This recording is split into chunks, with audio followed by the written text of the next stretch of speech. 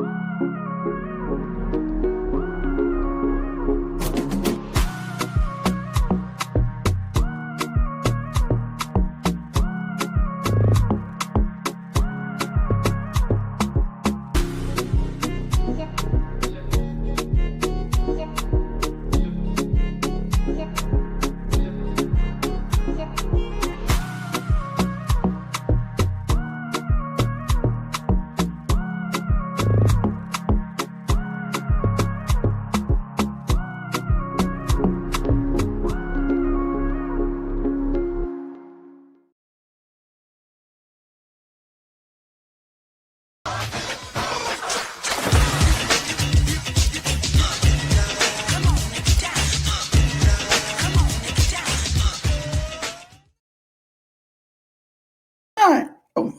y'all caught me singing the song again. 1989, another sucker. Not today, though. Today, this is Rootwork coming to you on a Tuesday because this is a special broadcast in cooperation with, see what I did there? In cooperation with Cooperation Jackson in Jackson, Mississippi, and Black Liberation Media. We are doing part 2 of the Build and Fight formula coming to us via Cooperation Jackson and the principal author, Kali Akuno. The first part of this series, we did that last month. Go check it out for the intro in case you missed that. But we are happy that you are here with us today for part 2 of the Build and Fight formula. Today, we are talking about mutual aid. And we are on a tight schedule, so I'm not going to waste too much time running my mouth. But I will say this, though. Like, share, and subscribe. Like, share, and subscribe. Like this video, share the link, subscribe to Rootwork, subscribe to Black Liberation Media if you haven't already. And Cooperation Jackson also has a YouTube channel, Jackson Rising. So please subscribe to all 3 of those channels for a variety of fare. Let me bring up my guest, our guest for today, Kali Akuno. How are you doing today, sir? Under the circumstances, I'm doing great. Well, yeah, under the circumstances of Trump and Elon and everything else going on. Yeah, I'm doing good. It's good to know that you are doing good. So appreciate you. Good. You know, we appreciate you hanging with us. We try to embrace the contradictions and do our best to exploit the opportunities that they present. And I hope that folks who are listening to this and try to utilize this information that we're trying to get out there and perspectives we're trying to get out there, see, that the chaos he unleashing is actually opening up a good number of opportunities. We just got to get in the right position to exploit. Okay. And that's part of what, if not part, that's what we want to talk about today and in the series to come once a month here on Black Liberation Media, here on Rootwork, and also on the Cooperation Jackson YouTube page, Jackson Rising. So today you want to talk about mutual aid, is that correct? Mutual aid as a building block. That is absolutely correct. Okay, well, I'll stress why in a minute. Okay, well, why don't you take us through that then? All right. Well, first, just want to thank everybody for tuning in or checking this out. And again, trying to get this message out to as many folks as possible. So please like and subscribe the video, spread it around. Definitely hit us up with comments, feedback. We want to make some arguments to help sharpen some things up. We definitely welcome that. Definitely starting with some feedback that we received. All the folks who commented the last time definitely appreciated that, and definitely going to get good back. It's kind of sharpened up, I think, a bit of how we're going to do some of today, and we'll continue to sharpen up how we do some things in the future. So one of the things that somebody reminded me of, and I thank you for this, I'll let you remain anonymous, was to really demonstrate and lay out the building blocks of what we're trying to do. And so part of that was really trying to restate, if you would, or give a short form of some of the key points of why this particular piece, like the argument, if you would, that we're making. So let me take a few minutes to do that and then get into a couple of different points. So the first thing, I just really want to stress building from, I think, a really prescient comment from Antonio Gramsci. For those who don't know who he was an Italian communist who was jailed by Mussolini, who was once a socialist, turned into a fascist, who imprisoned Gramsci, where he eventually died. But in his time in prison, he wrote a series of what's called the prison notebooks, which are kind of a must read, and for folks to be aware, really articulate some of his framework around hegemony, really articulate how we've been utilizing, part of this whole build and fight formula. So I want to reiterate that so folks can go look up some of his works, how they were written to kind of give an analysis to fascism in its European context. And I stress its European context. We can get with more to that later. Because I think it mirrors some of the things that we are struggling through. Not exactly that what we are facing now is the exact mirror of what happened in the past, but there are some general features that are similar that we need to figure out how to fight and defeat. So that being said, he has a quote, perhaps one of his most famous quotes, that the old world is dying, the new world is struggling to be born. Now is the time of monsters. Now, there's actually a longer saying of that, but that's the short form order of that quote. And I think it really describes key parts of the argument that we've been making, key parts of this element. So let me rehash and then introduce the new point and sharpen it up just real quickly. Number one, the capitalist system, the capitalist world order is in deep crisis, right? It fundamentally cannot reproduce itself, at least at the rates of profitability and accumulation that it aspires to, a constant growth rate of like 2% or more on a global scale. It hasn't done that for a good minute. It's been struggling to even achieve that in any grand scale for about 50 years. Despite all excess growth, commodities that's produced, and the ecological destruction that it leaves in its wake, it's fundamentally failing to do that.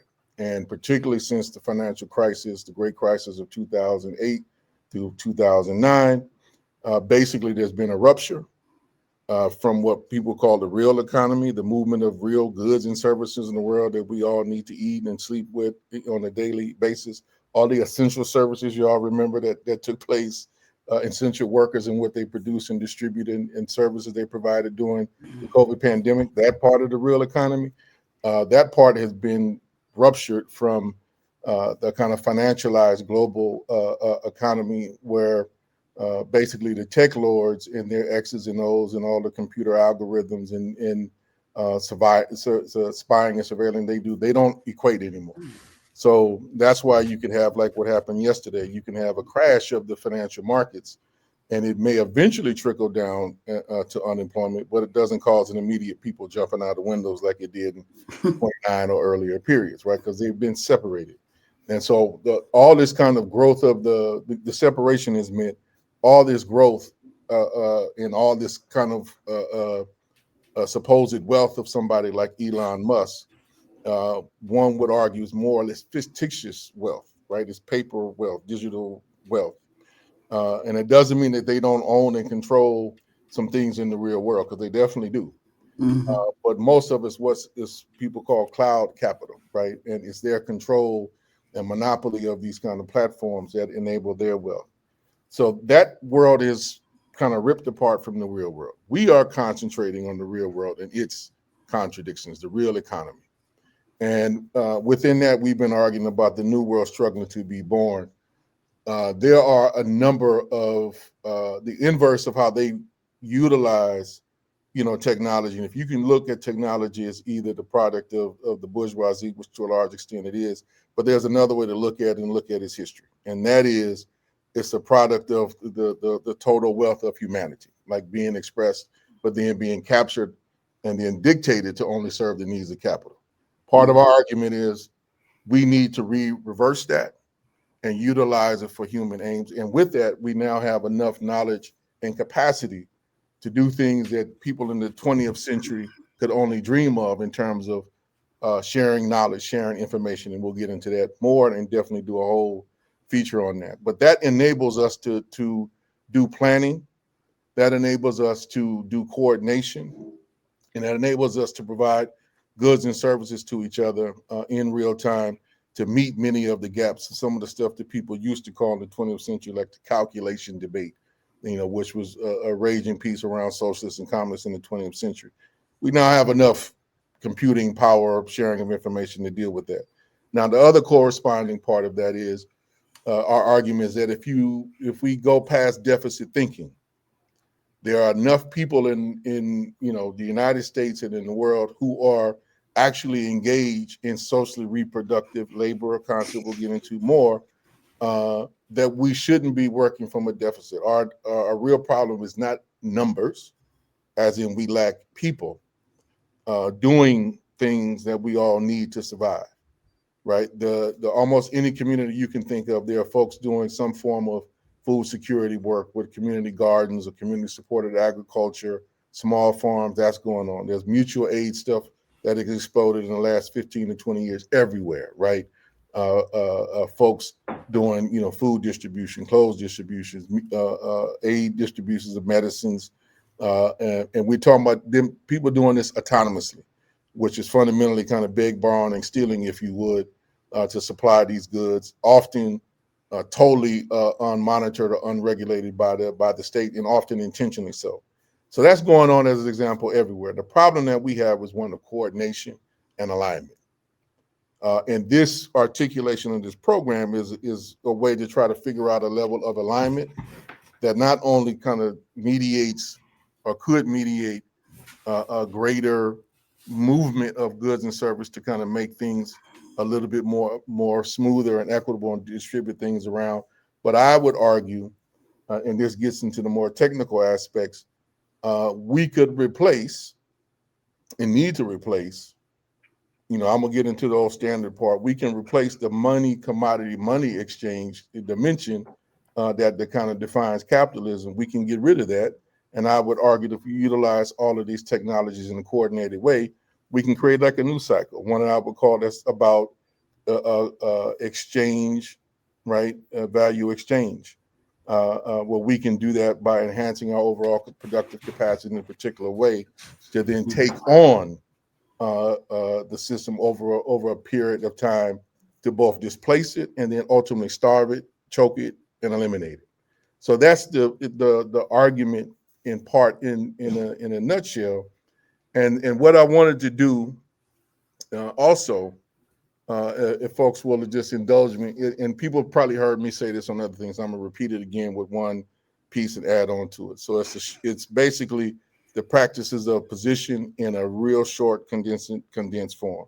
And hopefully you can pull it up so folks can maybe read it on the screen, Thandi, while I'm reading it in short order to go through it, right? Hopefully people can read that, and we'll be emailing this out, all this information out, posting in a number of different places that we promise, as we kind of refine it. We got some artists who are going to help us, put some of this to art so it has a more visual form, understanding if folks don't just learn from lectures, hopefully don't just learn from lectures, but are practicing things in the real world or seeing things in visual form. We're tuned into that and are still working and as best we can to kind of get that out as quick as possible. But in the meantime, we're going to present it in this form and just go through it. So the first kind of component around these practices of position is organized mutual aid on a communal scale to address the initial economic shocks that are coming, which are already here. Remember this, be mindful this was written before all this boiling the China shop stuff that Trump and Elon Musk were doing, but to prepare for the increasing number of national disasters and to better address the day-to-day ravages of the capitalist system that produce systemic homelessness and hunger in our communities on a daily basis. And that point was to really stress that despite all the disruption that people see, Trump and Elon and the MAGA movement doing, we need to be very clear and mindful and clear-headed that the system was not working for the vast majority of people before they showed up. It wasn't working well under Biden or Obama or any of these presidents trying to preside over the capitalist system. It intentionally produces inequity, inequality, homelessness, starvation. It intentionally produces that to keep itself running. So we have to fight the ultimate dimension of the system, not just the kind of immediate expressions. And we need to be mindful. I repeat again, and folks can argue me if you want, but what we're looking at with like Donald Trump and the MAGA movement and even the rise of the tech lords, it's a symptom of that problem I was talking about the diversion between the real economy and this kind of fictitious economy, whereas capital is trying to restore itself, and it's going to utilize all means to resolve its crisis, and that leads to kind of the emergence of fascistic forces all over the world, not just in the United States. And so this is one particular means of governance that the capitalist system employs when it's in deep crisis, and that's what we're seeing. And there are particular ways in which we have to fight back. Organizing mutual aid in this form is one of the critical pieces. The next critical kind of building block, things that should be related to this, is that we need to engage in collective food production and exchange, utilize and claim all of the lands that can be employed to meet the social need, including the decommodification of corporate lands and democratization of public lands. We need to engage in militant worker self-organization, build cooperatives and militant trade unions, those who are willing, or at least activists within them who are willing to go, at least in the U.S. context, beyond the limitations of the National Labor Relations Act and the non-existing kind of reinforcements of National Labor Board for it's being deconstructed as we speak now anyway. So in reality, if you're going to push anything, you have to push it beyond this. But remember, before those compromise laws were put in place, folks labored to create things like trade unions when they were illegal. And I'm just stressing that because that may become illegal again. You can probably bet that it will. And when that happens, don't mean that the struggle will end. It means it's actually going to have to intensify. So get ready for that now and prepare yourself mentally and spiritually to the best degree possible is kind of what that push is about. And then with that, as we are building these things, we need them to coordinate the production and distribution of essential goods and services that we need to provide. And that's going to be means of production, because that ultimately needs to be in our hands. So this is just another way of saying ultimately we're going to have to seize the means of production. We should not, lie to others or elude ourselves as to ultimately that's what's going to need to happen. But there's different ways in which it needs to take place in the state of disorganization that our forces currently have. So utilizing cooperatives, building these trade unions to take on kind of some of the immediate tasks of unionizing places is the first step, but it's not where we should end or where the aspirations of what we're trying to accomplish should end. Then we want to engage in community production through lending libraries, maker spaces, and the adoption of digital fabrication production techniques to break our dependency on industrial monopolies and the byproducts of their wasteful methods.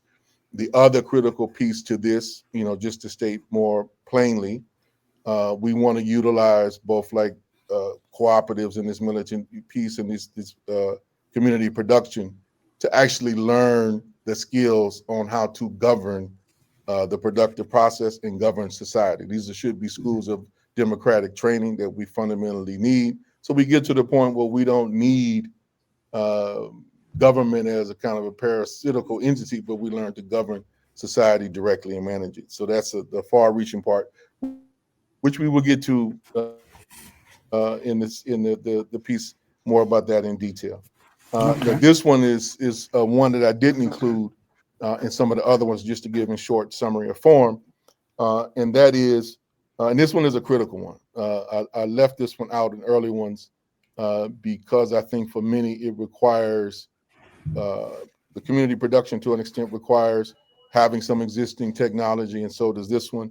But we have to direct the technology towards kind of appropriate use, and this is an argument for how to do that, just in short summary. And that is to engage in the development, promotion, and mass migration to open source technologies, right? We need to adopt a tech, kind of sovereignty orientation, if you would, to break the bonds of the surveillance capitalism, the growing concentration of cloud capital, and the monopoly powers of the tech lords.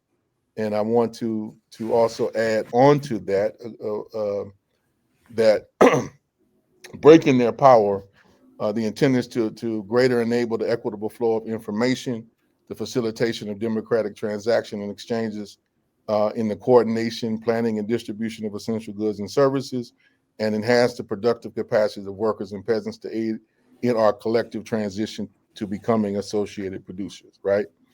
Then here's another critical piece.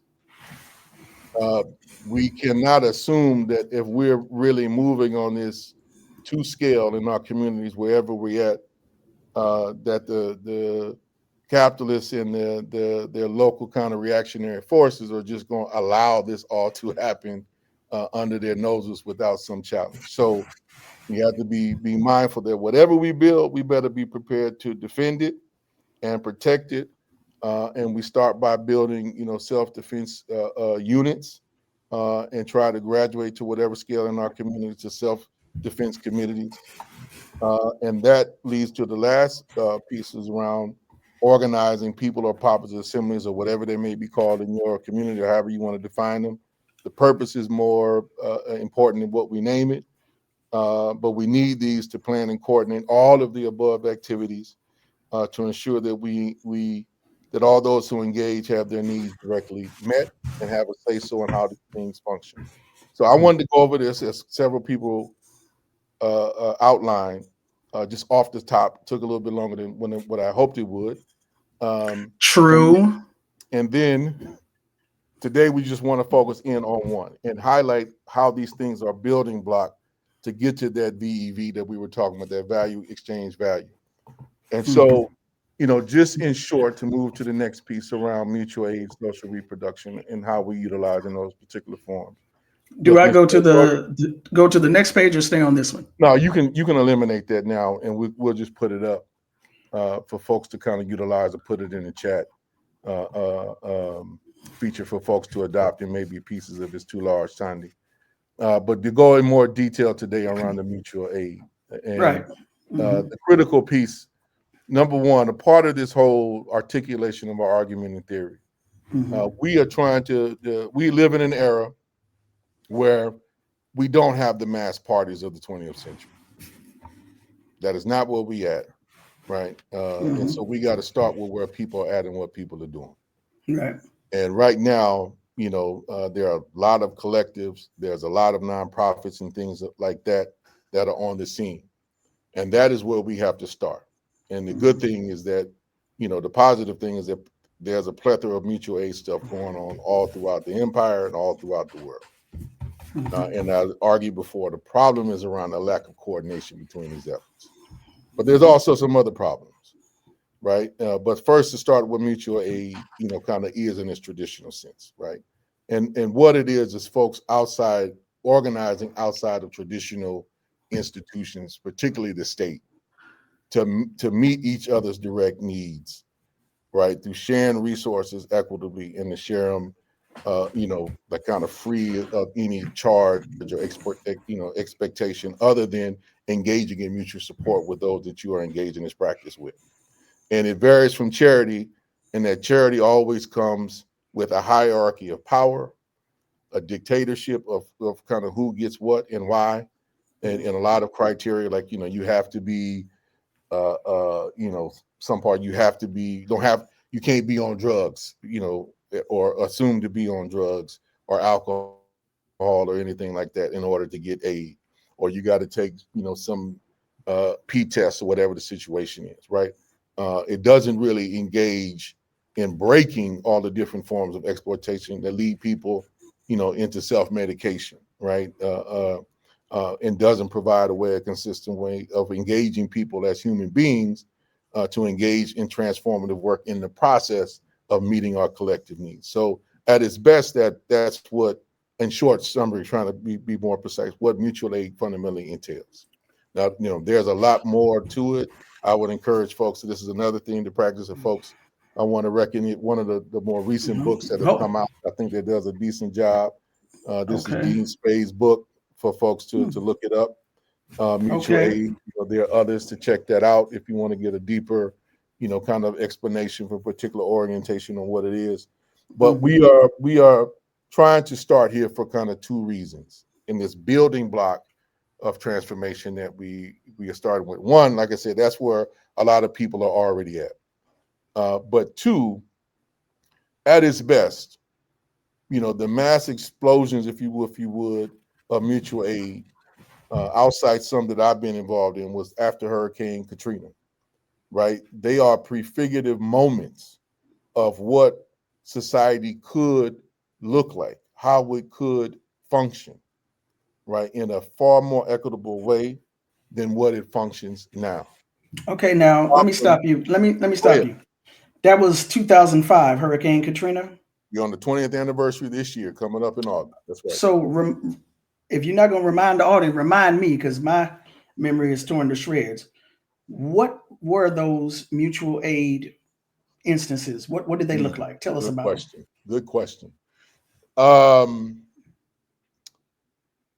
first one were folks supporting each other getting out of harm's way, particularly after the state failed to both properly warn people, properly protect people, like with the levee system.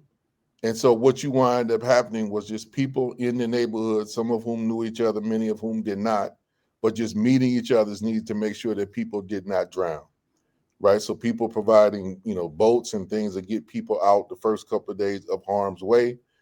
Many, those of us who are old enough to be around remember all the horror scenes that were on display at the Superdome, where the government, kind of intentionally directed people to haul them there, saying that it was safe, and did not provide enough, provisions in terms of food and water, adequate shelter.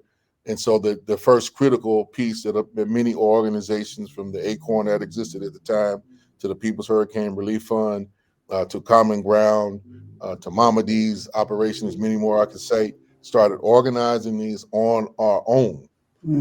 First, kind of just whatever resources that we could find that we already had or knew existed, or scavenging stuff that had been floated around. I'm speaking literally as to what happens so folks understand, and providing it directly to people just because they were in need, not because we knew you or folks knew you, but because there was a need to address these issues. Like expropriating school buses and driving people out of the area. That was needed, right? There's many examples. Or expropriating food from grocery stores, right? And all the racist people, like, so, y'all, many people, I hope you go back and look at it, when Black folks were going into these flooded supermarkets grabbing bread and canned goods, they said that we were looting. You can't loot something, that's been totally, broke down. But when white people were doing it in the same neighborhood, they were finding, scavenging and finding food, right? So that's what it takes when we, people around the beg, borrow, and steal, that we mean that literally in these acute times of crisis, right? To meet people's needs so they don't starve, so they don't die. But it also graduated over a period of time as that crisis. I think the first people that I remember setting up a health clinic was Common Ground, under the direction and leadership of Brother Malik Rahim. Kind of set some of that stuff up, and then many proliferated all throughout, the city and the kind of the metro region. And these were done on a volunteer basis, where nurses and doctors, just came down, didn't get paid, wasn't expecting to get paid. People were in need, and they came, delivered services. And so that's the level of what we're talking about in terms of the provision of mutual aid. Right. And people self-organizing that. It's not like the government came in and said, oh, we're going to set up a clinic here. They didn't do none of that. Right.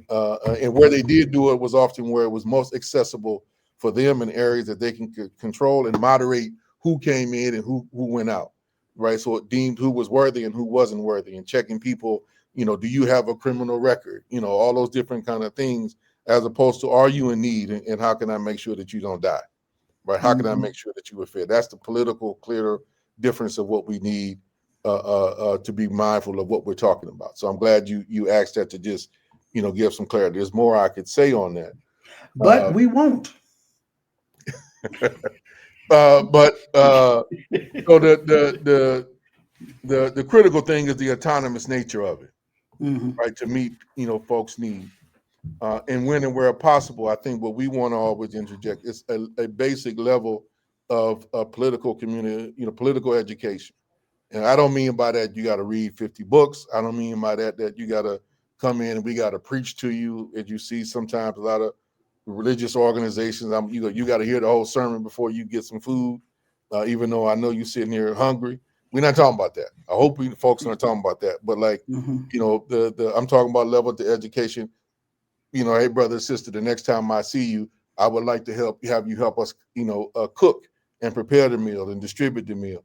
Would you be willing to come, in the morning and help us prepare this so we can deliver it in the afternoon? Could you help, us go kind of secure resources from those who are willing to donate or those who are willing to make a contribution, or when and where possible, we can go cultivate from X, Y, and Z, right? So that's the other end of the mutual piece, of us putting in basically rotational labor to meet each other's needs, and through that process build relationship. We can kind of explain, but this is why I'm here, trying to provide this service, to the people, to the community, right? And these are the things that I'm trying to change. I'm trying to meet this particular objective need because the society, the government, businesses, they're not serving this need, even though they got stores of food over there that could easily be given away, or they got tons of medicines in there that you being denied or you got to pay for, that are life and death, that should be, distributed, particularly stuff like, if you go back to just the pandemic,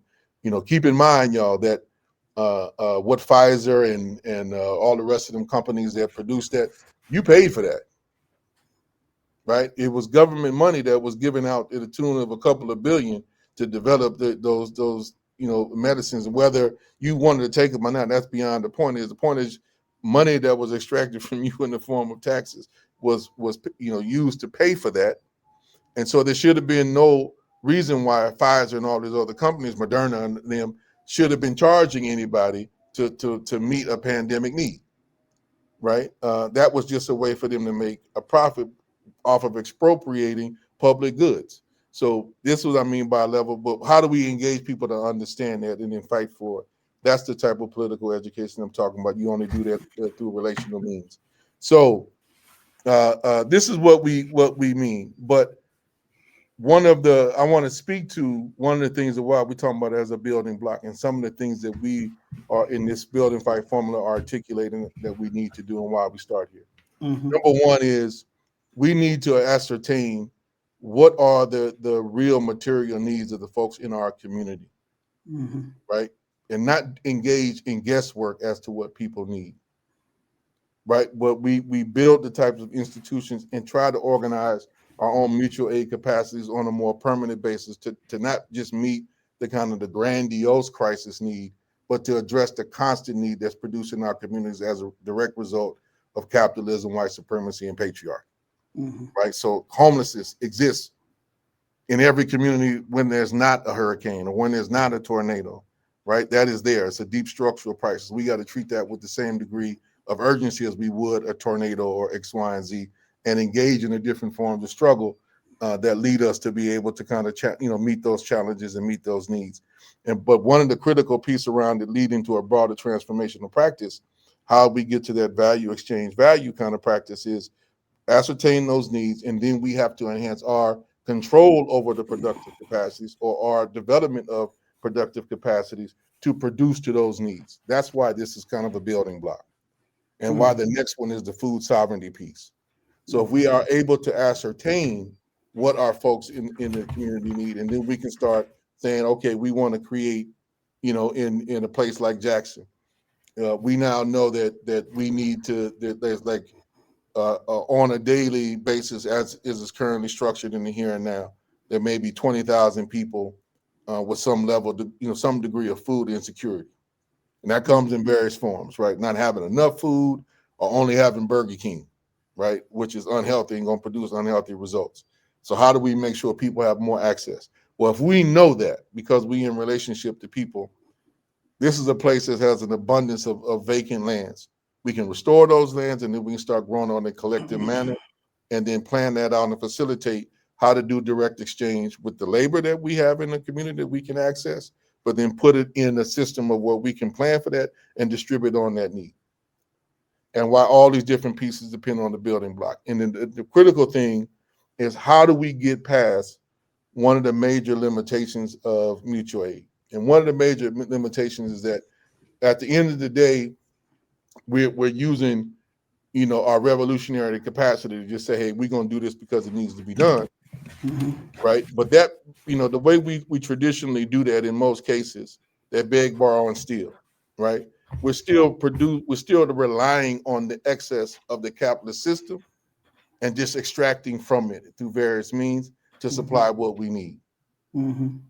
We have to break that, right? And we have to do that deliberately by enhancing the productive capacity of the folks aligned with this vision. And that comes through planning it out, coordinating it out, so that we can scale up what we need. And we're starting to engage in production based upon need and distribution based upon need, rather than folks having to go through monetary exchange. So that's the critical component. Now, there's another elephant in the room I want to get to that I know some folks have raised. We also live in an era where there are not, kind of the mass political parties, the left parties that existed in, the 20th century in this country and in large parts of the world. We have the proliferation of NGOs and nonprofits, some of which, we try to use to serve political aims and interests, right? Hold on. Let me stop you. And I'm adding to the drawing out of this, but I can't help myself. Please do. This is the second time you said we don't have the proliferation of mass political parties like we did in the early 20s. You're not talking about the Democratic Party and the Republican Party. Oh, never. You never hear me talking about them at What all. mass parties are you talking about?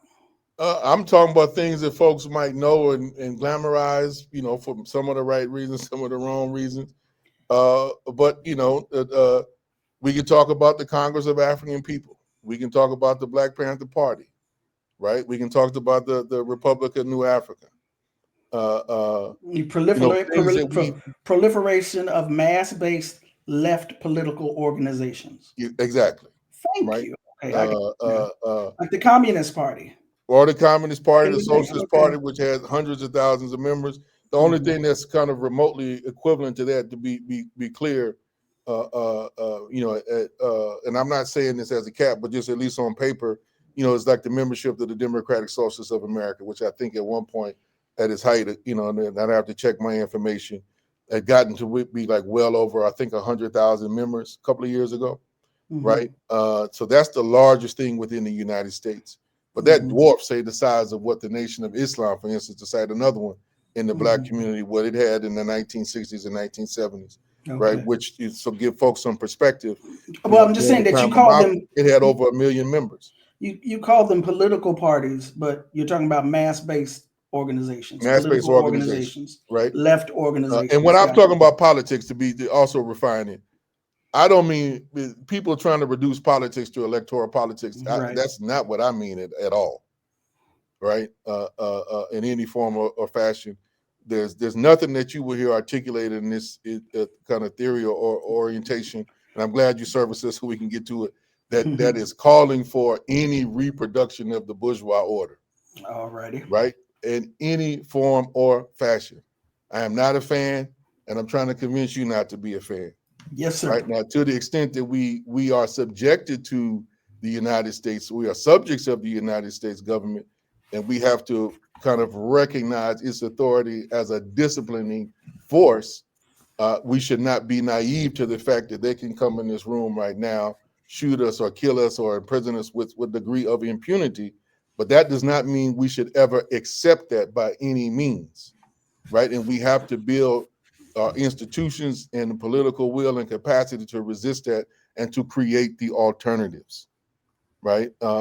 And so one of the ways in which things have been expressed is that we have a proliferation of more horizontal type organizations of all stripes, not just anarchists, and then we have this proliferation of nonprofits and NGOs. Right, that is the nature of the era that we have. So, some of us have articulated and asked questions, that we need to build the political parties, and I'm not adverse to that by any stretch of the imagination.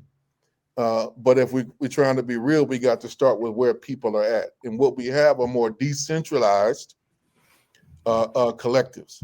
And what we need them to do, I would argue, and want to encourage folks to do, is collaborate and coordinate and plan with folks, not because you all have the same political line, not because you all need the same political line. There can be high degrees of variance. But if we all are in alignment that we need to produce enough food in our community, right, so that we can, us and people in our community can have greater control over what we put in our body, right, and control over our labor time and labor power, so that we don't have to work 2 and 3 jobs to survive, because we've created a system that takes care of some of those fundamental needs. It then frees up more of our times to engage in whatever the hell we want to engage in: reading, writing, drawing, playing, or building political organizations. Hopefully all of that, and then some. But if we can agree upon that, you can go keep doing what you're doing and arguing about me about who was right in the 1920s or 60s. We can keep arguing that and be planting with each other at the same time. Let's No, do that. we have more important things to do than to argue Right. about that. So it's starting where people at. That's what a large part of what this build and fight formula is trying to articulate, and saying, even with the weaknesses of not having parties that were able to do a level of coordination, because that was part of their strength at times in the past, even without that, we now have technologies that can facilitate a level of communication more directly, more immediately, that we didn't have. Now, the point is to not be so tech dependent, right? Particularly on, things like Facebook and the enemy's tech. That's why that tech sovereignty piece has to be a central component of what we argue for. And in a moment like this, while we all need to be kind of migrating to different sites that the tech lords have less degree of control over, and then I think more importantly, getting all these brilliant minds of folks out there, particularly young people, start developing things in an open source fashion that we could all use, that draw us in and, to a degree outpace, outserve, rather than merely outcompete the capitalist institutions. So there is a reality of having the bells and whistles that make it attractive, make it efficient, but there's capacity to do that, right? But we have to create the enabling conditions to make that happen, and that's one of the critical kind of pieces. So, but the last piece I want to get into, and then just get into questions. Okay, because we're at 4:44. So yes, sir. This piece around one of the critical pieces that we need to articulate in the United States context is that we have the proliferation of these nonprofits and NGOs. A cooperation, Jackson has a nonprofit. So it's not just a standing criticism. It's recognizing the limitations of that institution, right? Is that Cooperation Jackson, that division of it, can engage in facilitating the capacity of developing a land trust and helping to enable cooperatives, but it is not a political organization, right? The politics come from people's active engagement. So it is never going to do certain things that we need a revolutionary party to do, and people need to understand those limitations. And so one of the things that, for us, that we can say that we have been involved in a whole bunch of immediate responses to tornadoes and hurricanes, just given where we're at in Mississippi and the current frequency of those. And we engage in direct aid, and we're constantly in a struggle to transform that into mutual aid practices along the same lines of trying to always elicit and encourage more people to engage in the overall distribution, production of things in a mutual way. And that's why for us, we've kind of graduated to this really, really free market, and done that very intentionally to kind of break the charity cycle, right? And what is the really, really free market? The really, really free market is a piece that we've experimented with now. I think we're beyond the experimentation phase We did it for a year. Uh, um, and what we are ultimately trying to do with this free market is create a system of mutual exchange and graduate to that. And what we mean is, uh, there's an abundance of talent, and I would argue an abundance of resources in our community that are underutilized because we are all been socialized that we can only kind of get our needs met by selling our labor and earning wages and then utilizing those wages to purchase what we need, right? But if there's no job, and that we live in a place where jobs are short and scarce, you wind up having a lot of people who are unemployed or underemployed, but who have a tremendous amount of skill and time on their hands, right? Mhm. And so the resources then go underutilized, right? Mhm. Uh, so we're trying to put those in a relationship to create our own cycle of value, where we put people more in a productive capacity to be able to do mutual exchange, but also elicit, hey, I know you know how to fix cars. I know you know how to do plumbing work, right? And you don't have enough of it. Well, I have a house that needs some plumbing. I have a car that needs some repair work. Can we exchange, like through a labor rotational piece, create our own metric and evaluation of things that get our needs met in a collective way, and do this in a way that we can exchange through the utilization of some new technologies to kind of meet these needs. But the first critical step towards that for us is just really, really free market. And that's starting by taking, all the different things that have been, many cases, needlessly discarded that are perfectly fine. Clothes that are good, furniture that are good, toys that are good, books that people don't want in their library anymore. And saying, here, we have this store of things. Anybody who wants this can come pick it up. And if there's anything in your house that you no longer utilizing, that's not like broke or you just don't have a need from it, furniture, tools,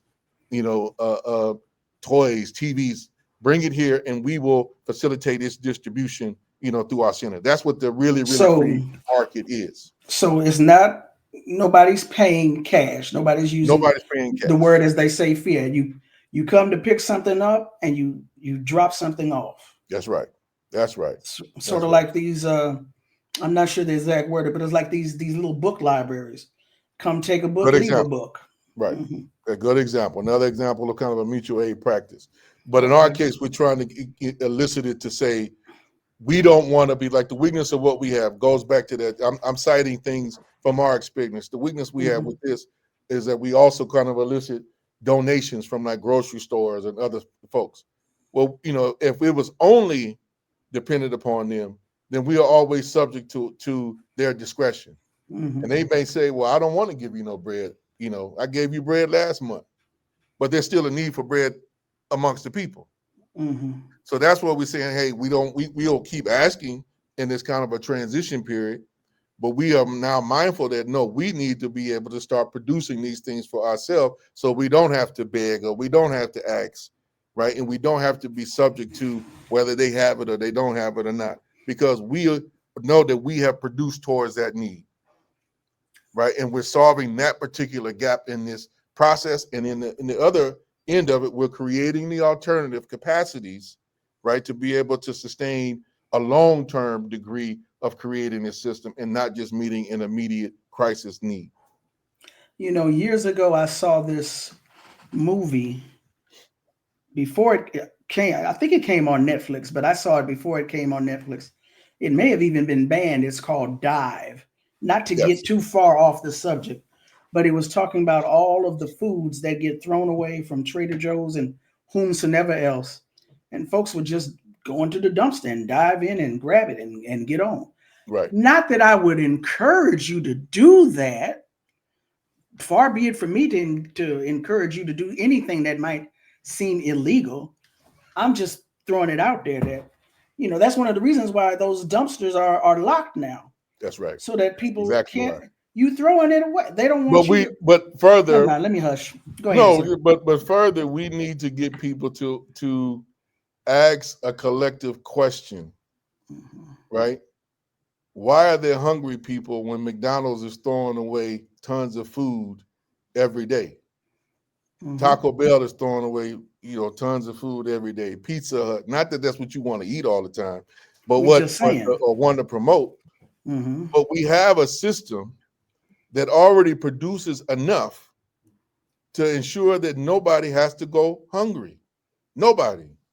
We already have a system that produces enough medical supplies that nobody fundamentally should go without or needs to go without insulin or whatever they might need to a large degree. We can do that with housing, right? We can do that with almost anything, right? So the question is, why aren't we? So one problem is the problem of distribution of the things that are socially produced. And all these things are socially produced, meaning they're produced by workers, by people like me and you, right? But we don't have no control over how they are distributed because we don't own and control the means of production. We have a boss that tells us, or some corporate masters who tell us, you're going to make this much insulin, and then you're going to put it in a room, and then I'm going to determine where it gets shipped and how it gets used and what its value is from both the labor I ascribe. I'm stealing from you, the value I'm stealing from you, and then the aim target of what the various means of market manipulation I done come up with through promotion and marketing and resource hoarding to make the value go up. Because capital got all kind of tricks, right? Don't just believe it in this all this mumbo jumbo about the market is determining the price. That's BS. Like, especially in the modern day piece. Like if I hoard insulin for 2 or 3 weeks and make it seem like it's scarce, then of course the value is going to shoot up. But it's because of my market manipulation, not because there's a scarcity of the production, or that we don't know how to produce it, or the resources to do that are scarce, right?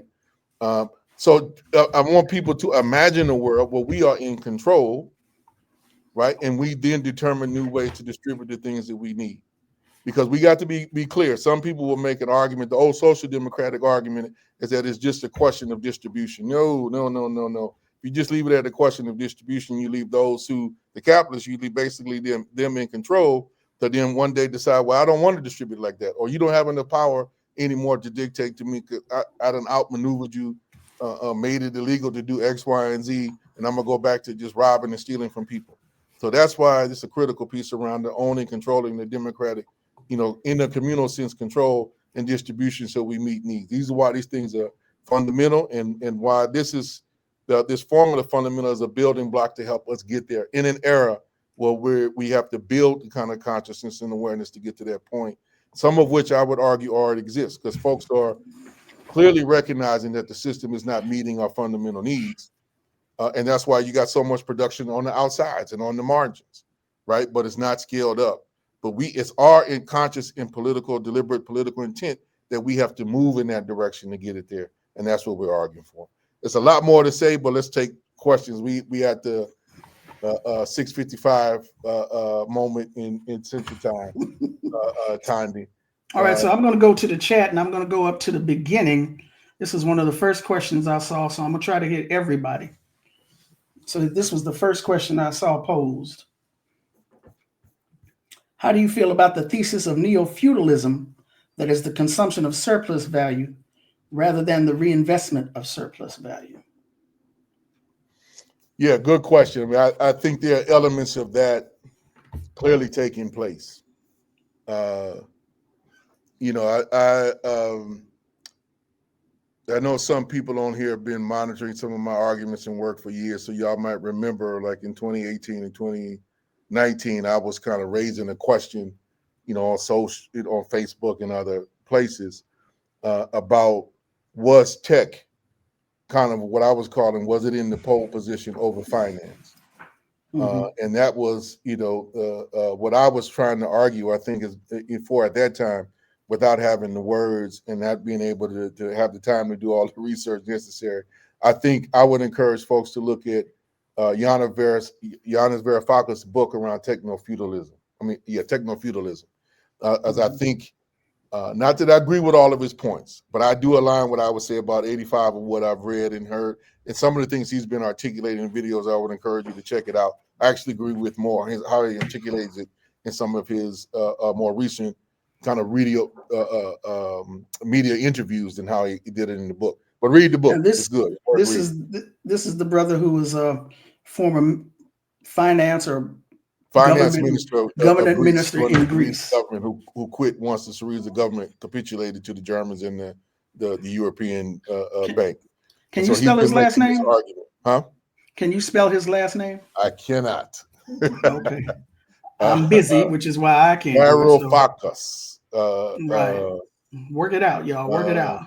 Yeah, Google is your friend. Giannis Varoufakis is Varoufakis,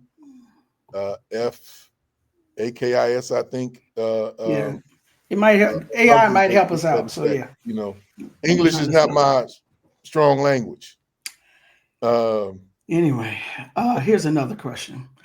But Talking what's about the next question? But I would say people check that out, because I think for the person who's asking that question in short, check it out. I think we are definitely moving in that direction. I think definitely if you look at what the tech lords and how they have aligned themselves with the MAGA movement to a degree, or at least aligned themselves with Trump, because it's not clear that all the sections of MAGA, well, I'm going to say it is very clear that not all the sections of MAGA, like Steve Bannon, are in alignment with them, and they're actually struggling with each other, and we have to find some way to accentuate that struggle and heighten those contradictions. But check it out, what they're doing, what they're planning, and why they are trying to dismantle the government, and what they're planning on replace it with. They're trying to replace it with their digital platform, so that they are ultimately in control of all the various forms of governance and commerce. And you have this whole platform where they are like Amazon. One thing that Giannis argues, that Amazon has basically become the market, in that producers are producing for them, and it's Amazon which is determining prices, not even the market in the old abstract sense. So I definitely think that we are in a period of transition, and there's going to be an intense struggle to figure out how it either a new system is going to emerge because we force it to emerge, or they're going to impose a new system, and we see some of the basic elements of its existence through institutions like Amazon and Alibaba and things like that. So we need some organizations with conscious intention of fighting and creating an alternative. Okay. Are there any good documentaries that covered these mutual aid efforts during Katrina? And I would also mention, there was Katrina. I think for many of us, because Katrina, the internet, YouTube in particular, was still young, we didn't really hear about that word mutual aid. But since 2020 and the aftermath of the George Floyd uprising, or during the George Floyd uprisings, we saw another explosion of mutual aid. That term came, I believe, more into public consciousness. And just recently, here in January in California, with the wildfires in Pasadena and Altadena, Right. People once again talking about mutual aid, and organizing some pretty broad and audacious things in California. Folks not aware, in LA. So there's a bunch of mutual aid work going on there right now. Right. So if there are if you, Kali, can't recommend the titles of any good documentaries, folks just look them up. I'm sure they're out there and there's some out produced. There. I mean, to be honest with y'all, there's maybe, I can't remember the name of it. There's short clips that I would recommend, but whole documentaries. Having been there for 3 years on the ground right after that happened and living through it and trying to make a contribution, most of the things kind of got some profoundly wrong. Spike Lee's 2 films were beautiful cinema, but bad politics, and missed the point, missed the margin on point, like oftentimes on purpose, but Spike has always kind of evaded offering a political solution. So he was consistent in doing that again. Okay, but beautiful cinema. Here's the thing. See, you can't be dropping these little bombs and then walk away. You asked me a question, I got to answer. Yeah, but see, we ain't got. Let's move on. If you don't want, let's move on. So look up. There are some good, particular things. There's some good pieces. Common Ground had a good series of documentation, despite some of the issues and things that wind up emerging. It came out about like Brandon Darby, etc. There are some good things to look up that you can have, and there are definitely many videos, that Malik kind of explaining the experience, or Scott Crow and some of the other people So there's things out there. There's a couple of good pieces out there by Brother Malcolm Suber that wind up happening. Some work that we did that I know is out there from the People's Hurricane Relief Fund and Survivors Village. There's stuff out there for folks to look up to kind of document that history.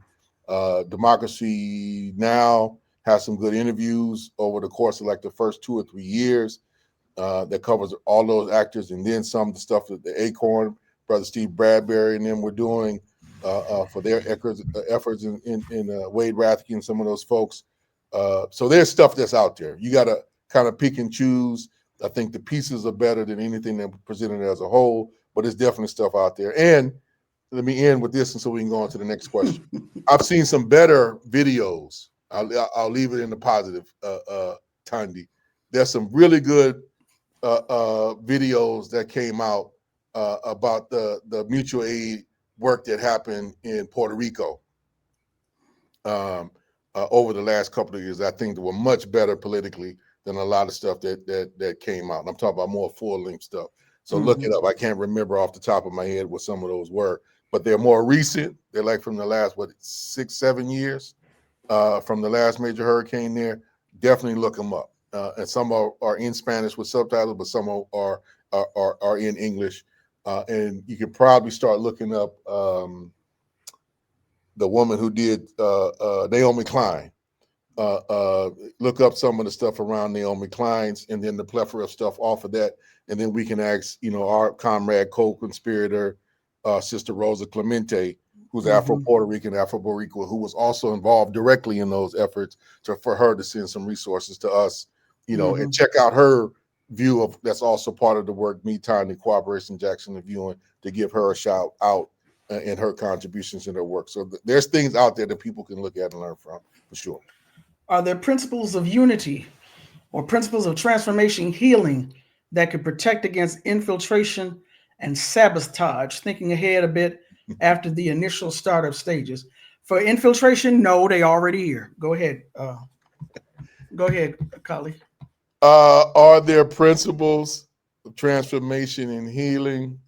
Look, they're good. Or unity, principles of unity. Best practices, but nothing that I know of absolutely stops infiltration.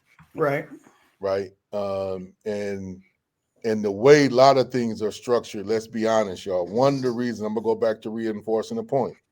One of the reasons why we need to develop kind of tech sovereignty and independence in that media, like a lot of stuff, they don't even have to send infiltrators in the way that they used to.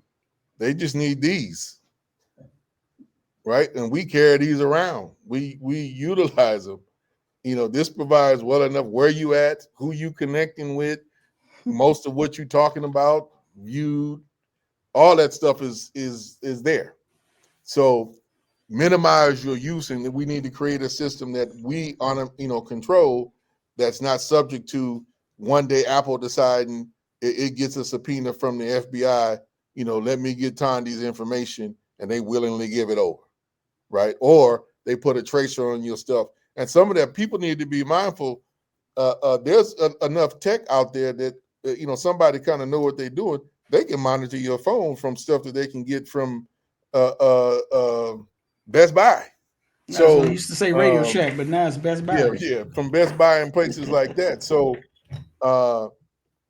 sadly to say, there are good practices, but there is no absolute way to kind of mindful of that. And also be mindful that, good people turn too, because of certain situations. Somebody get caught up with something, and the state winds up turning them. Somebody winds up, getting in some debt, and somebody offers them some money, and they wind up getting turned. So, don't just think of it as they need to send infiltrators. They could turn people, or people turn because of disagreements.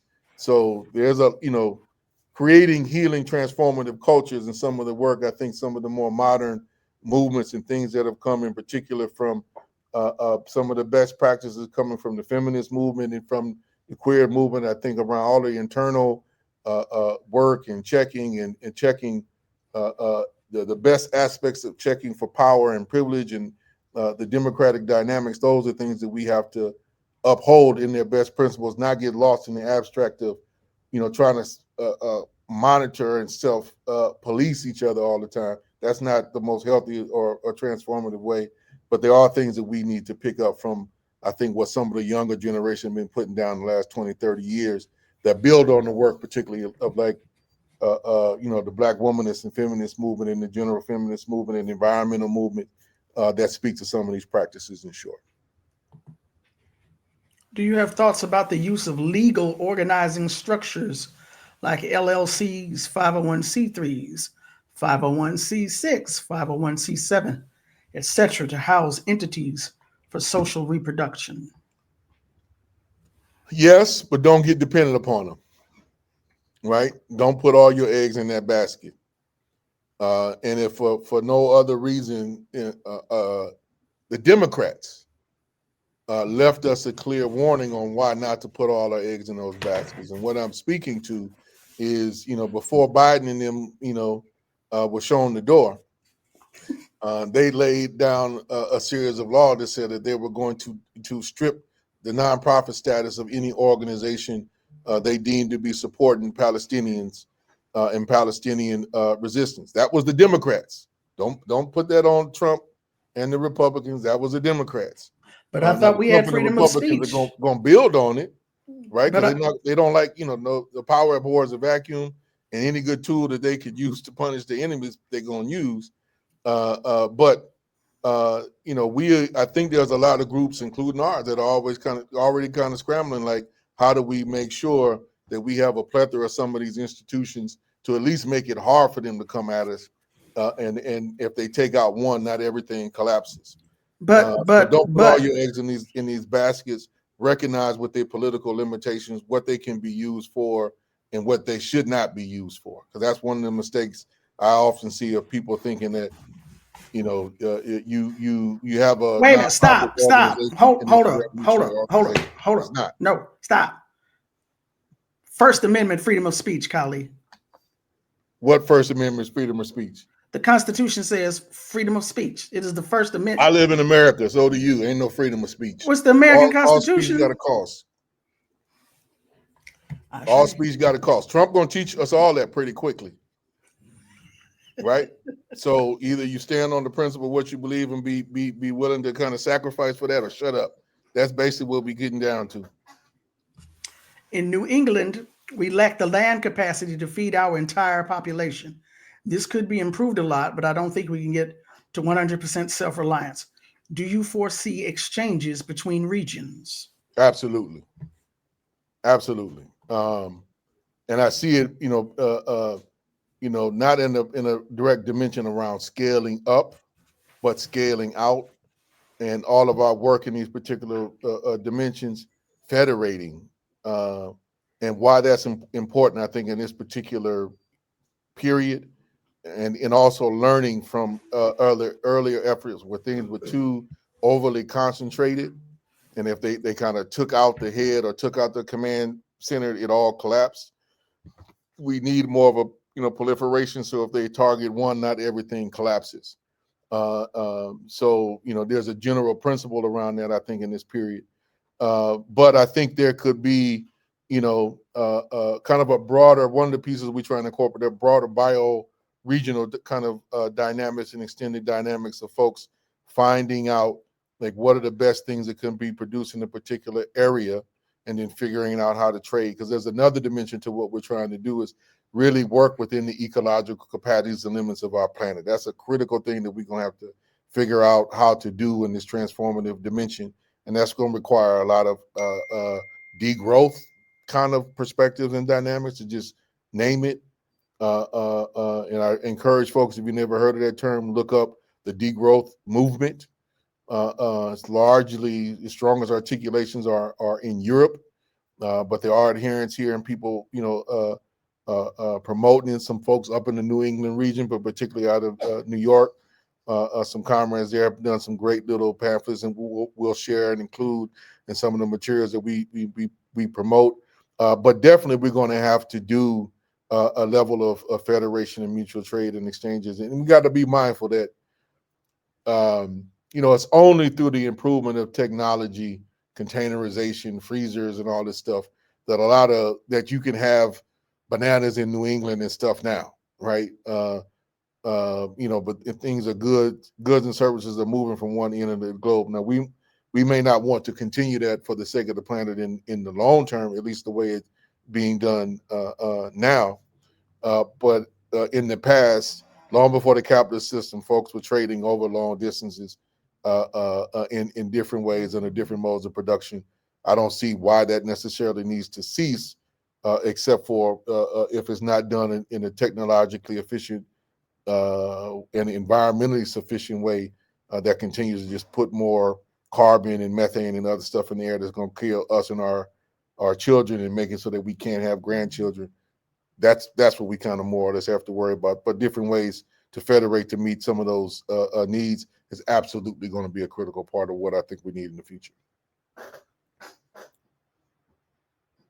You're on mute, Thandi. Do you see a need for a new communist party, a way to create a united front? I'm seeing more and more people calling for / seeking leadership. Yes, but not necessarily one of the old school methods, right? So to be clear, I'm not one who per se will disavow the best aspects and practices of Leninism, for instance. I think that there's a lot of things within the Leninist tradition that are worth upholding, but there's a lot of things that are also worth discarding, and we need to be clear about the two and understand the difference between the two and what I mean. So one, if you get to a central point wherein there needs to be some degree of frontal exchange and challenge to seize state power, then oftentimes the Leninist methods of organizing are going to be your best tools for doing so. But are they the best tools for transforming society? I would arguably have to say no. I think we've learned that the military type structures and orders are not the best for eliciting the broad democratic expression of people's will. So we need to know what these forms are good for and what they are not good for, and when to use them and when not to. So we got to create new forms,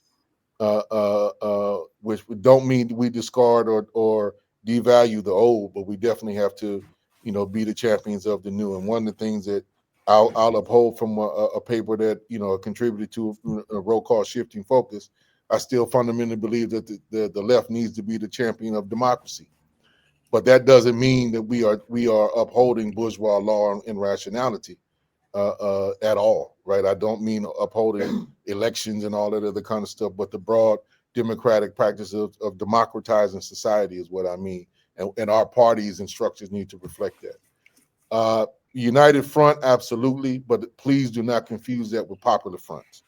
A lot of people are now running around talking about united fronts, and what they really mean are popular fronts, as in multi-class, or cross-class alliances. Not that all cross-class alliances should be frowned upon or looked down upon, but there needs to be fundamental questions around who's in the leadership and who's dictating the agenda. And oftentimes in most of these multi-class alliances, how they articulate, how they move, we wind up articulating arguments which about not scaring, the petty bourgeois and the elite, as opposed to us meeting our needs, or sometimes thinking that we can meet their needs and our needs at the same time.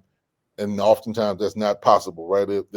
I can't meet my fundamental needs if I'm continuing to allow you to own and control everything, right? That's not fundamentally meeting my need. So we got some issues that just ain't gonna align, and we need to be clear about that. So there may be some tactical engagements we engage, but kind of keeping a popular front in perpetuity only means that you keep the capitalism in place, and we cannot evade ultimately the class struggle. So we need to be very clear and mindful about what types of alliances and fronts that we want to articulate and be a part of. Is it possible to squeeze out the social relations of capital without a more explicit struggle and contestation for political power? Won't we have to assume governing power over some territory? Absolutely. But I think it's a question order of operations. And it's maybe one of the more controversial arguments that this theory or this proposal, if you would, kind of puts forward. And let me kind of articulate what I mean. I was going to bring this up earlier, but because of the essence of time, decided to leave that alone and come back to it at a later date. But for most, again, like the kind of standard, I would say it got most attributed to the Leninist tradition. And it's not exactly where it comes from. I think, that tradition refined it. But there was a general kind of notion in the communist and the socialist movements and the national liberation movements, particularly those in Africa and Asia, the left forces there kind of had this general articulation that the first thing that we need to do was build enough strength and capacity to seize state power. Then, two, you seize the economy, and then you struggle to create, equitable conditions and human rights within your society. I'm not necessarily that was wrong in a period where we were able to build mass political parties. We don't, again, live in that era. So we have to start from the era in which we live, and that requires more of working with building federated groups that are aligned going in the same direction. And what this argument fundamentally is saying is that we start by trying to re-articulate the economy, and we work on transforming the economy from below, occupying as much space, territory, both within the market and society, changing the rules, changing the dynamics, creating the alternatives to outpace it. But that piece, Mike and everybody, be clear, the subtle argument around you're going to have to defend what you build is where the more explicit struggle and the contestation of political power ultimately is going to get to. We cannot evade that. We cannot skip it. We're not going to leapfrog it. And so what I'm calling, there's the practices of position and the practice of maneuver, which is later on in the series. The practices of maneuver after getting to that point of being able to build a capacity to defend ourselves at scale, and having the institutions of democratic governance, where it's horizontal governance or a Soviet, if you would, to use another term for some basically the same thing. That's where you begin to have to kind of deal with both the forces of state and capital, which are going to try to stomp us out. And believe me, that is what they're going to try to do if and when we get to that point. So you can't evade this. It's just a question of what are the tools and techniques we can build given where folks' consciousness is at, the level of organization, both that we're trying to build and what we're trying to scale out to, what will that enable. But, I know, Comrade Mike, and you've heard me say this before, ultimately it's a question of when we're going to go to battle with the state, not if we're going to go to battle with the state. And on whose terms, when and on whose terms is that battle going to be fought. I would hope it would be fought because let me put it this way, we've learned how to do enough self-governance, self-control, reach some productive capacities to feed our own people, and i.e., feed our own army, that we get to that point of challenging as their, system is rotting and decaying, and they in serious war and conflict with each other. And this is what I mean by this, just to say quickly what I was saying earlier from the beginning, exploiting, are we going to put ourselves in a position to exploit the contradictions that exist? And rest assured, y'all, this period of confusion, like this is a period of confusion amongst the ruling class, because we haven't been strong enough to really challenge them to do something different. So when you see Trump and these Democrats fighting, that's because they not aligned. They don't see how to get to to where they both kind of want to go in alignment with each other. But we shouldn't discount their points of unity. They just have differences on how they want to get there. So what I mean by that, they both are in total alignment, total agreement. This is the U.S. imperial. If they're going to go to war with China, and if they need to take out Iran as a stepping stone to get there, they both in alignment and agreement to do that. But how to get there and who to align with is where they have some major disagreements. So like Trump thinking he's going to take on China without NATO. Like, are you serious? I don't see how you win that when you don't produce enough, to basically take care of your own country, and they can produce whatever the hell they want almost in the blink of an eye. Like, you lose in that race.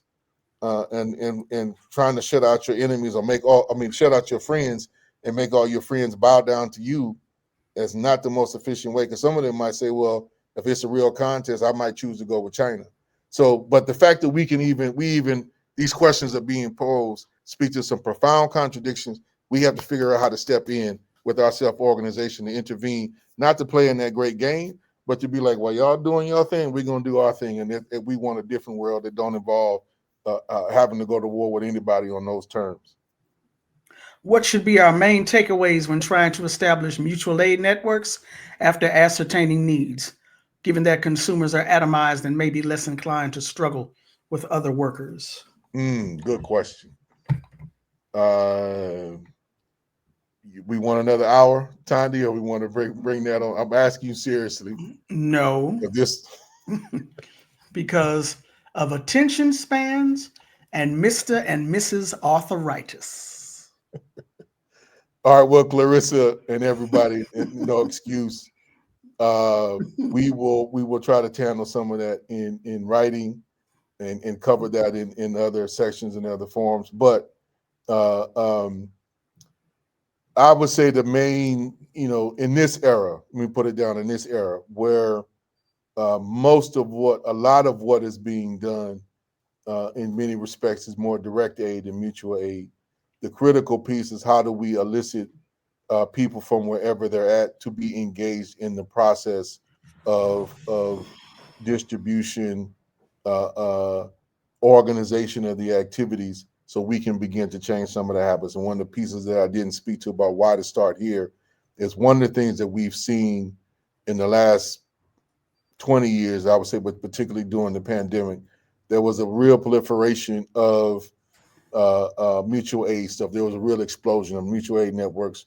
People, farmers taking stuff directly, like in the Midwest, there was a pretty extensive network that wound up being built where farmers bypassed going to the grocery stores and going to the wholesalers and just started distributing food directly to people in the communities, right? To kind of bypass all that middle person stuff.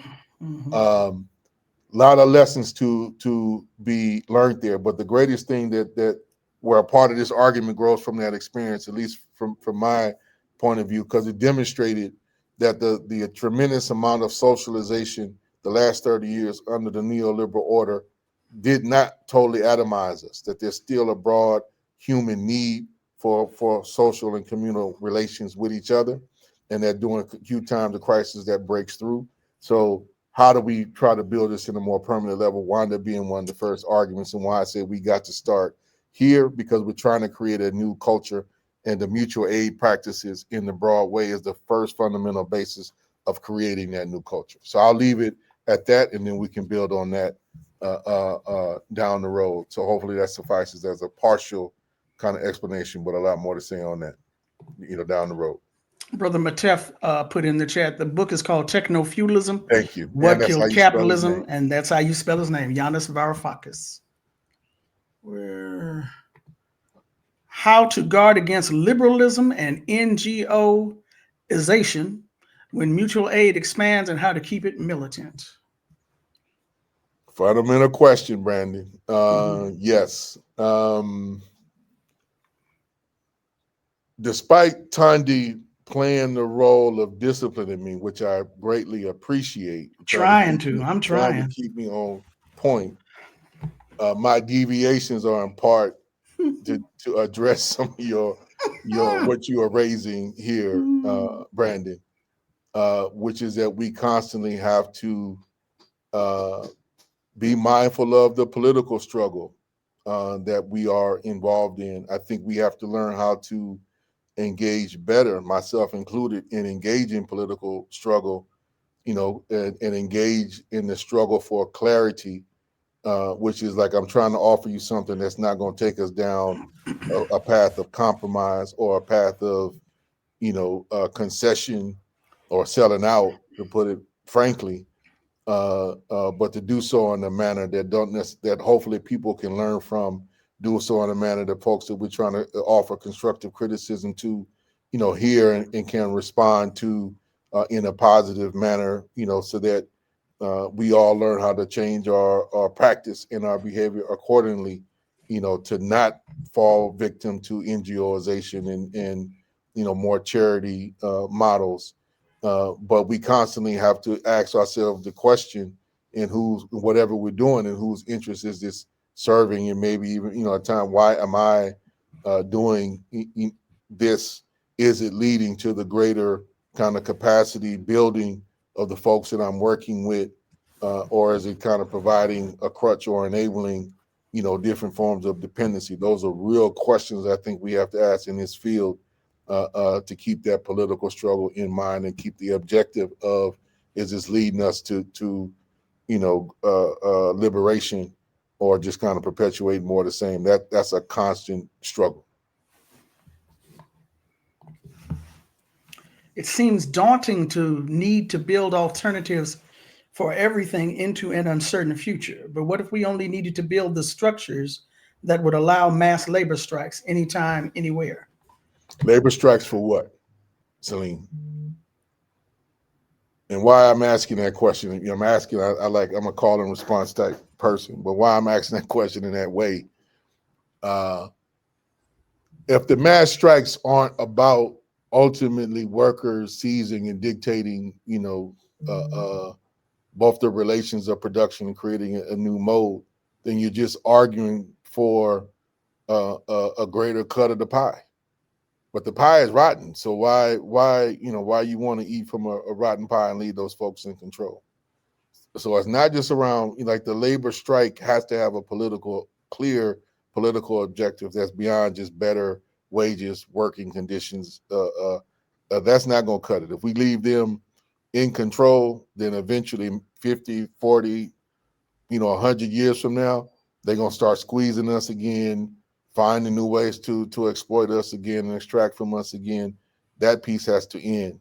And there needs to be clear political consciousness that dictates how we want that to end, on the timeline we want that to end, and what we're going to do to make it end. And yes, it is daunting, but this is, the broad class out, the broad mission, I would say, is, either we leave certain questions that are constantly being answered by the parasitic, state and a parasitic class, or we wind up answering ourselves. Which one do we want to do? And just speaking for myself, I don't want to leave any of that to them to settle, because it is not going to bode well. Just put it personally, it's not going to bode well for my children, and God willing, in the future, grandchildren that may come. Regarding appropriate agricultural ecological choices vis-a-vis each region, are we looking to center indigenous communities and follow their lead? I'm late today, so may have missed this earlier. Why were you late, Brooklyn Ravi? No, I'm just playing.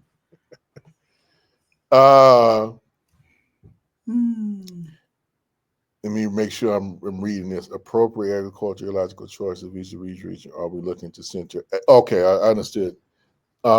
Yes, I would argue, and that is going to be one hell of a struggle. Let us be clear about that, right? Because there's a tremendous amount of unlearning, particularly those who are, to use a term that may not be, universal, but those of us on Turtle Island who aren't indigenous, there's some tremendous unlearning that all of us have to do, even Black folks have to do in that regard, to both learn, what are the flows and cycles of this land, because the methods of production that capitalism and the settler colonial children have used, have intentionally, ignored those cycles, destroyed many of them.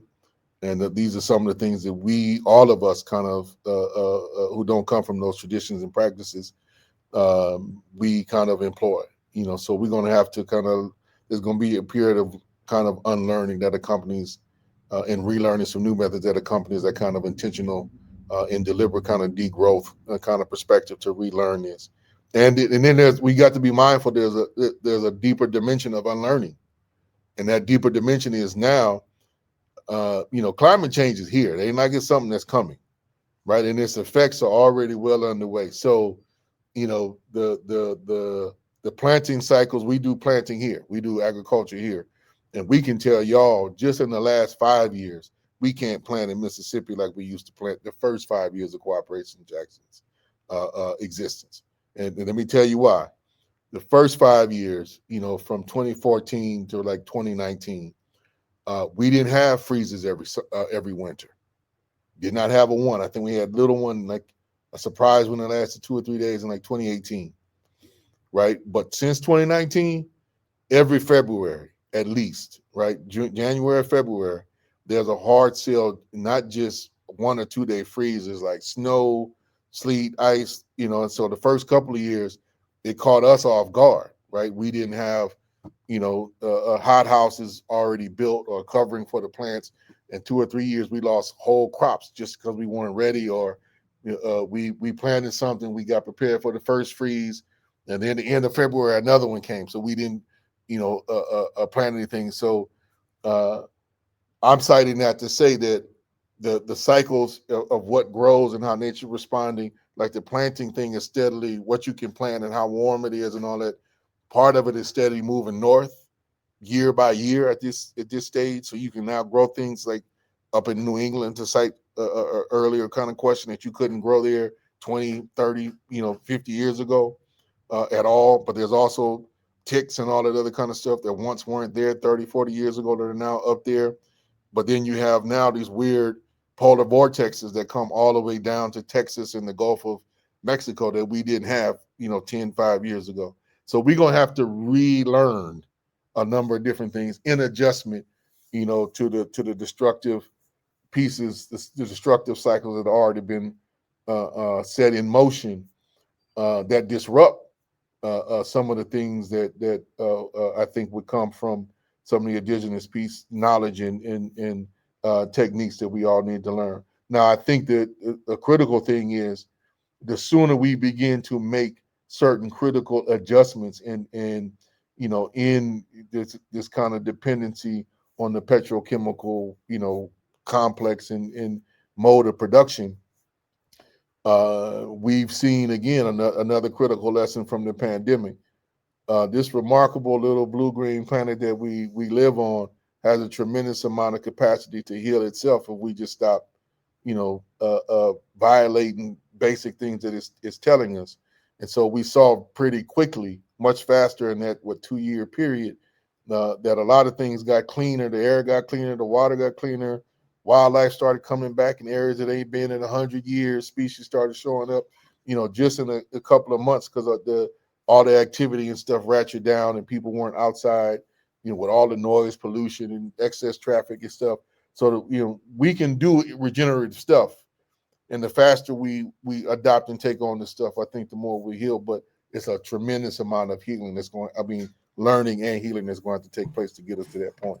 So don't, this is, and I'm saying all this because this is an intense struggle within the left of oftentimes ignoring a lot of things that the left ignore. But this is one of those things like, social reproduction, women's labor, the knowledge that come from queer ways of being, existing, learning the different layers and like all these things that we have to learn. This is another one of those critical pieces the left is going to have to grapple with and take serious. I think this is a comment, not necessarily a question. Making the cities in circular shape and use automation of labor to reduce the marginal cost of every good and service, gradually to make them available free of charge, eliminating the need for trading. Something we're trying to ascribe to, and part of what this theory is articulating. So some of this I think we'll get into more a little bit later. And if you got some ideas on this, Brazel, in future in pieces or even here, please, or sources of recommendation, please include them so everybody can, who engages can draw from those resources. Then later on, he says, best way to do that is forming a group of people, creating a co-op, buying a piece of land in the name of the co-op, and building a new city in it. I think people are attempting to do that now. Getting to that point for sure, right? And I think part of this argument is to extend that out, build, because look, just be mindful. We trying to win some people over. That's why I was trying to, be mindful about doing this series. We're trying to win some people over because there's a bunch of folks who I think have appreciated, just looking at our work, who've appreciated some of the things that we contributed, but don't fully grasp or understand because it's all been written, hadn't all been written, or some of the things that have been focused on about the work down here in Jackson is more focused on, the work around what was able to happen here in the electoral arena. That often kind of bypass of what we've been struggling to accomplish in the economic arena, which is unfortunate. But this is an effort to kind of correct that practice, and for us to kind of detail both the challenges, and there are many, like this work ain't doing, trying to build a democratic culture, practice, and enhance our production. Like all this stuff is constant struggle, and even our work, I can tell you, goes in cycles, particularly like around farming and the way that we're trying to do it. It's constant growth, constant learning, constant adjustment, and so we still constantly in the path of learning ourselves and trying to perfect our own practice, and that's going to be an ongoing thing. No matter how much we scale up, that's still going to be there. I didn't mean to do all of that. I think I'm gonna take 2 more questions. That's what I think. And the rest of y'all just gonna have to tune in for session number 3 and bring your questions in. I'm looking forward to hearing how you understand dual power, perhaps as a way to weave together and synthesize Leninist and anarchist traditions, and as a way to safeguard against liberalism. There's a whole, let me say right now, there's a whole section, I think correct me if I'm wrong, Thandi, in October. No, November, that we're going to take on that question.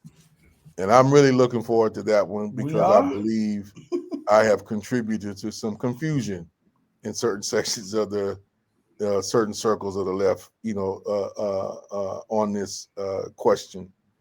And what I mean by that, I think there's been a way that I've heard, like you hear feedback from things you put out there. I've seen dual power and free the land. Dual power and free the land is in December. In December. Okay. Democratize the economy is in November. Okay. So yeah, okay. We'll get to that particular point. But I'll just say now that I think some of the things that I've seen out there about our frame of reference, and there's a good piece. I think one of the better pieces of criticism that I ever saw written. I have to put it up and pull it back out. And we wrote a little response, but the organization didn't fully agree, and then some other crisis moved on, so we never sent the response. So that's bad practice on my part and our part. I'm glad I'm remembering this, and this will hold me accountable to sending that back, even though it's about like 2 years down the road. But a lot of the argument was framed in not understanding what we were articulating. And I think they were confusing that we were like trying to create like a little local utopia in our articulation of dual power, as if the settler state of Mississippi would allow something like that to happen. It was like, no, that's not what we articulated. And at some point, even coming from the tradition that we coming from, like, no, we when we say free the land, we mean that. And so this little experiment in municipalism was to aggregate power and learn. And I think we have learned a lot of stuff. Not that we all agree on it at this particular point, but I think we have learned a lot from, like this 10-year run of this particular phase of the Jackson Kush plan. Some things to not do, some things to do. But I'll speak for myself. I was never not articulate something that didn't ultimately involve our forces actually seizing and displacing power. And I think where some of the confusion lies is I'm one who believes, and as Mark said, in the intentional and deliberate withering way of the state.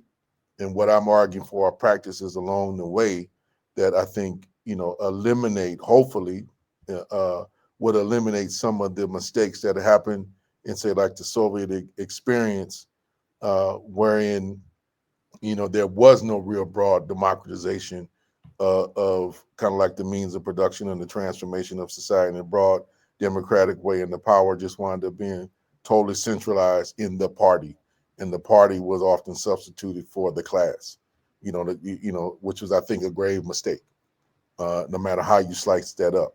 And so I think if we build a capacity of the class to do these different things, I'm not saying that they didn't, there's a lot of argument, like they lost so many people during the war and the assault and all those different kind of things that you got to give an honest assessment of why certain things went down the way that they did. But yeah, again, I think there are certain institutions that are going to be needed at different phases of struggle, and then we're going to have to learn how to struggle with each other, that when one phase is over, to allow another one to kind of emerge and develop, but we're not overly relying on militaristic structures, but nor do we totally abandon our defense thinking that our enemies are just going to allow us to do what we want to do. That ain't how this works. I have five. Am I on? Is this thing on? You on? I have 5:42 p.m. I might do one after this, depending on how I feel. But let's get to this one right now. How do we address the role of policing as a blockage in coming together and meeting each other's material needs? Not submit to it, number one. Not having things, again, not having things overly centralized or concentrated in a kind of a few individuals, and not having, and that's harder said than done. I still think, for instance, it's too much, being transparent, there's too much dependency upon my skill and expertise in a number of different things, here in Cooperation Jackson.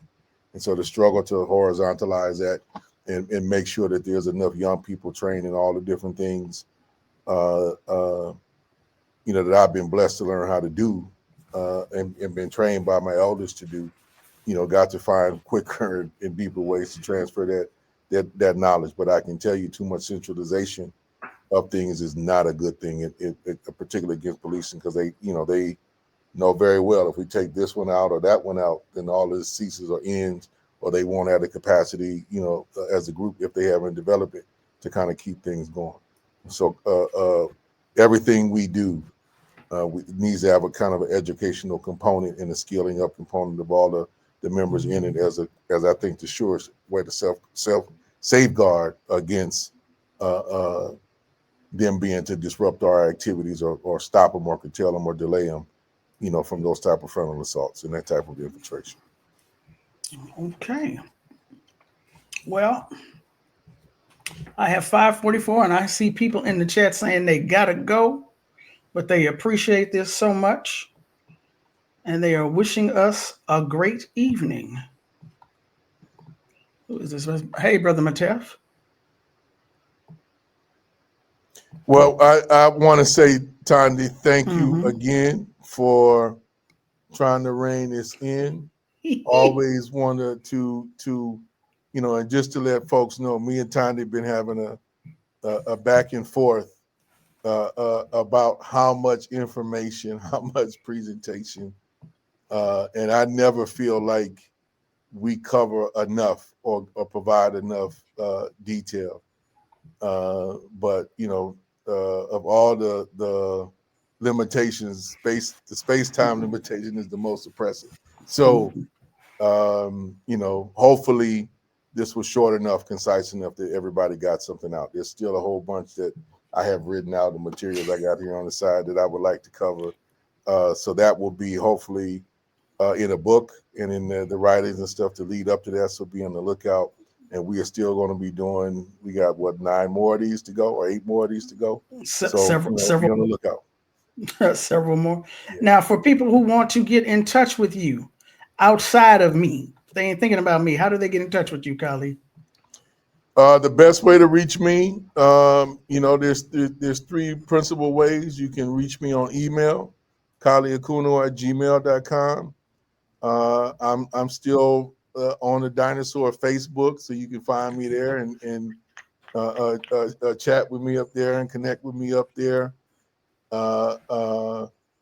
I'm still giving Elon monies, Elon Musk money, at least for the time being. I'm migrating to some other of these platforms, even though they're all equally as bad in my opinion. You can find me on some of those, and I do engage and go back and forth, and been taken very seriously, reading through and got some comrades who are supporting me in going through all of the comments and feedback and trying to structure things. So hopefully folks saw that some responses to that. We'll continue to try to do that. So putting things in this chat, if you want to put your contact information or a question, we will definitely get back to you. It may not be tomorrow or next week, but we will definitely get back because we're trying to refine this and hope it, perfected it so it's, it's got some social utility and provide things that people can use in the here and now. I could listen to y'all for hours. No, you can't, because we will not be doing this for hours. But anyway, saw you on Richard Wolf Show. We are doing this in conjunction with Cooperation Jackson, Black Liberation Media, of course, Rootwork, Rosa Clemente's channel. If you have not subscribed to Sister Rosa Clemente's channel, please subscribe to her channel, Disrupt the Chaos. I believe Hard Knock Radio, that's right, terrestrial radio, but Hard Knock Radio, which is coming out of Berkeley and KPFA, is also going to be joining in terms of helping to spread the message. So look for us. And Democracy at Work. That's Rick Wolf's and Democracy at Work. So those are the networks that we are using and platforms where we're getting this information out and trying to cross-pollinate and spread the message. And then I'll promote this one for more kind of international pieces. There's a piece I want to try to start doing monthly in April with folks on a shifting focus kind of piece that'll be much more international in this kind of orientation. So be on the lookout for that one, and it'll be a part of this kind of rotation and stream. I absolutely will be like that. I don't know what she's talking about. My organization would love to get involved and learn more about the People's Network for Land and Liberation. We'll definitely reach out. Good. That's the kind of thing we need to hear. Be on the lookout. To see. All right. So the next one in this series will be in April. I believe it's April 8th. Is it, sir? That is correct. April 8th. It's going to be on food sovereignty. Food sovereignty. April 8th, 4 p.m. Pacific time, 6 p.m. your Central time, Kali, right? That's right. And 7 p.m. East Coast time. Tuesday, April 8th, right here on Black Liberation Media. If you have not already subscribed to Cooperation Jackson's YouTube page, it's Jackson Rising. Please subscribe there. Also subscribe to Sister Rosa Clemente's channel, where she does Disrupt the Chaos. Enough of y'all ain't subscribed to my personal channel, Rootwork. I would appreciate, a sister would appreciate some love for the work she doing. Please show some love and Rootwork. Subscribe. I've seen some of y'all been on it twice. I don't think some of y'all subscribe. So please do that. Please, please, please. And as you can see down below, this is if you want to monetarily support the work of Cooperation Jackson. As you know, Black Liberation Media is demonetized from YouTube. We are no longer making income from that. We ask people to join the Patreon and to make donations. We ask people to make donations to individual shows.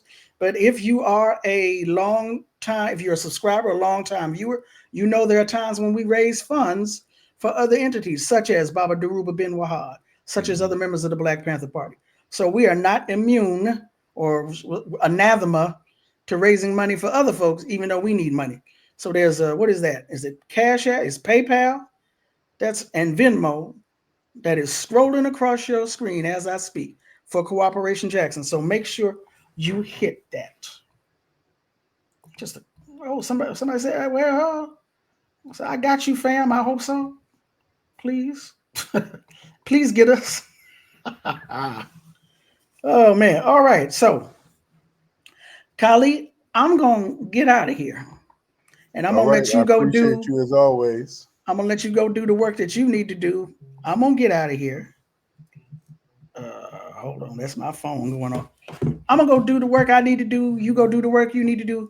We appreciate y'all, especially on the East Coast, for hanging out with us. I know you used to being earlier in the day, but please continue to support all of these channels, all of these platforms where we are making an attempt to put out information, resources, sources that you're not going to get anyplace else.